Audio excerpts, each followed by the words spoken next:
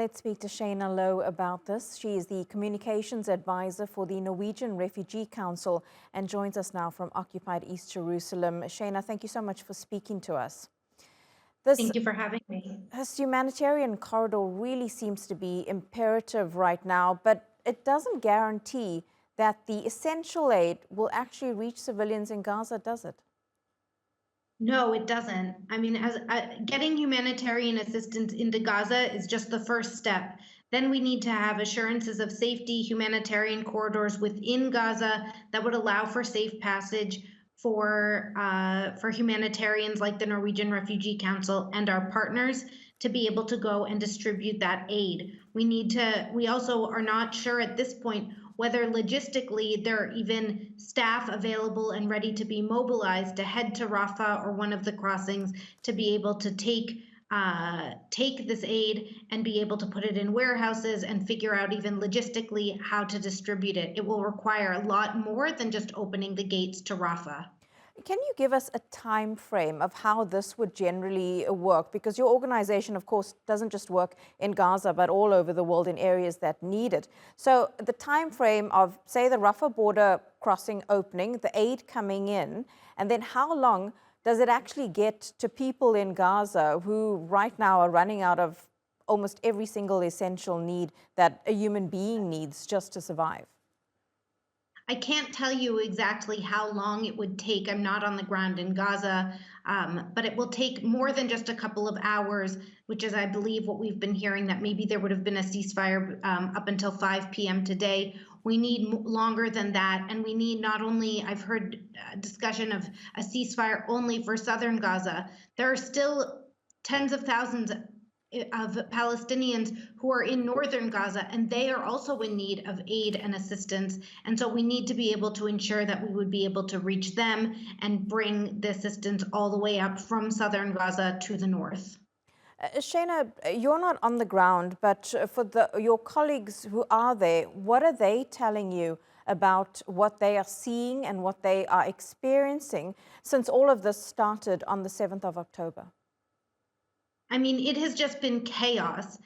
Each day when I speak to my colleagues, it seems like it's worse than the previous day, and we can't imagine how much worse it could get until we talk the following day and hear about the struggles that they are facing. We had staff struggling to get from northern Gaza down to the south. Some of them had to do it on foot. We've heard reports about long lines in waiting for bread. Now there are concerns that bakeries don't have the electricity they need to operate their ovens. They don't have the water that they need to make dough. Everything is in short supply, and it's getting to be even more chaotic than we thought it could be. Shaina, is a humanitarian ceasefire sometimes used as somewhat of a political strategy from all sides? Because the people, of course, most affected right now are civilians, many of them women and children, but sometimes a ceasefire can be a political strategy and a ploy. I mean, for us, it doesn't matter. Of course, we don't want it to be a political strategy and a ploy, but for us, the most important thing is to be able to provide assistance to the civilians in need. There are 2.3 million Palestinians trapped inside of Gaza who are in desperate need of aid and assistance, and we will take whatever we can when we have time and space and assurances of safety to be able to provide for those people who are in need. So, Shaina, your organization has already been working in Gaza before this, the heavy fighting started. What was that like already? Because Gaza is, as we've been saying, such a densely populated area and relies mainly on humanitarian aid and people coming in to help, especially medical staff.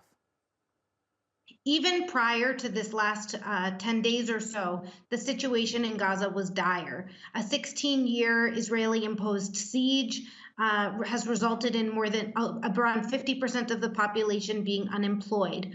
Our efforts in Gaza were focused on helping to bring substandard housing up to standards, helping to provide cash assistance for families in need, helping to pay for people's rent when they were at risk of eviction, and working with children in order to help them cope with the psychological stressors and trauma that they have faced due to conflict and displacement. Unfortunately, it seems after this last 10 days, we have a lot more of this work ahead of us.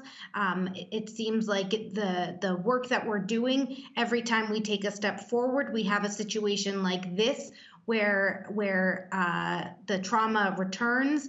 It's an even worse situation. People are in even more dire condition, and that's why even after there's a cessation in hostilities, which is what we've been calling for and what we hope for, we need to make sure that the long-term root issues that have led to 2.3 million people being trapped and besieged in the Gaza Strip are addressed finally, Yeah, still and in a fair way. Still a long road ahead for the people in Gaza. Shaina Low, thank you so much for speaking to us and for the work that you and your team do on the ground.